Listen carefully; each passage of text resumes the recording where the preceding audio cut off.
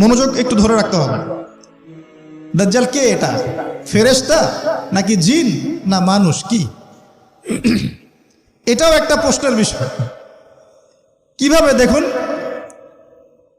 আল্লাহ নবী সাল্লাল্লাহু আলাইহি ওয়াসাল্লাম বলছেন, নূহ আলাইহিস সালামের সময়ও নূহ আলাইহিস সালাম তার কওমকে দাজ্জাল সম্পর্কে সতর্ক করেছেন। তার মানে পৃথিবীর সূচনা থেকে সে পৃথিবীতে ছিল এবং সে বের হবে শেষ জামানায়, এবং বের হয়ে সে তার অনুসারীদেরকে নিয়ে বিশ্বটাকে শাসন করবে। তার মানে অনেক লম্বা একটা হায়াত সে পেয়েছে।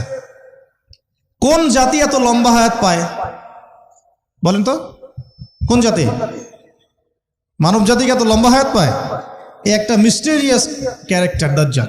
সে কি? তারপরে দেখুন, নবী সাল্লাল্লাহু আলাইহি ওয়াসাল্লাম একটা হাদিসের মধ্যে বলেছেন যে তাকে ওই তামিম দারির ওই দ্বীপে বন্দী করে রাখা হয়েছে। আপনারা হাদিসটা জানেন? অনেকে জানেন।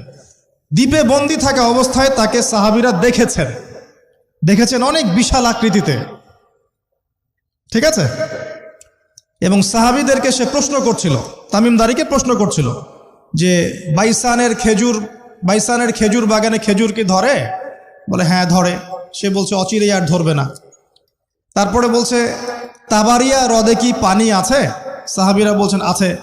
বলছে অচিরেই পানি থাকবে না। তোমাদের ওই উম্মি নবীর কি খবর?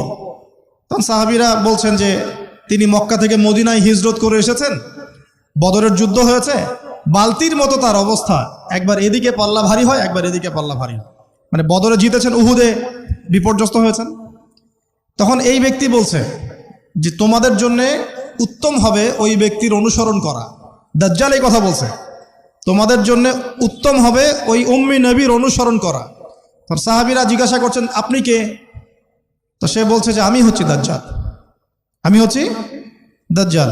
আমাকে অচিরেই এখান থেকে মুক্ত হওয়ার অনুমতি দেয়া হবে, তখন আমি এই পৃথিবীটাকে শাসন করব। তো এখানে সাহাবীরা দেখে আসছেন, যারা দেখে আসছেন তারা পরে ইসলাম কবুল করেছেন। তখন তারা মুসলিম ছিলেন না, খ্রিস্টান ছিলেন। কথা বুঝতে পারছেন? তাহলে এখানে আমরা তাকে একটা বিশাল দেহি দেখলাম, শিকল দিয়ে বন্দী। আবার নবী সাল্লাল্লাহু আলাইহি ওয়াসাল্লাম একদিন মদিনার মধ্যে উমর রাদিয়াল্লাহু আনহুকে নিয়ে হাঁটছেন, সহিহ মুসলিমে আছে। খবর পাওয়া গেল যে মদিনায় একটা যুবক ছেলে আছে, ইহুদি মায়ের সন্তান একটা যুবক ছেলে, যার চুলগুলা কোকড়ানো, চোখটা একটু ফোলা, যার আলামতগুলো দাজ্জালের সাথে মিলে যাচ্ছে। তখন নবী সাল্লাল্লাহু আলাইহি ওয়াসাল্লাম ওমর ইবনুল খাত্তাবকে নিয়ে ওদের বাসায় গেলেন। দেখলেন খেজুর বাগানে সে বসে আছে। মনোযোগ দিন। এবার নবীজি গিয়ে বললেন যে তুমি কি দেখো? সেই ছেলেটা বলছে আমি আরশ দেখি। আরশ বোঝেন? সিংহাসন। কোথায় তোমার আরশ? সেই ছেলে বলছে পানির উপরে। কোথায়? পানির উপরে। নবীজি বলছেন তুমি তো তাহলে শয়তানকে দেখো।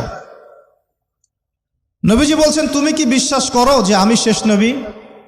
সেই ছেলে বলছে আপনি কি বিশ্বাস করেন যে আমি নবী? কি বুঝতে পারছেন কথা আমার?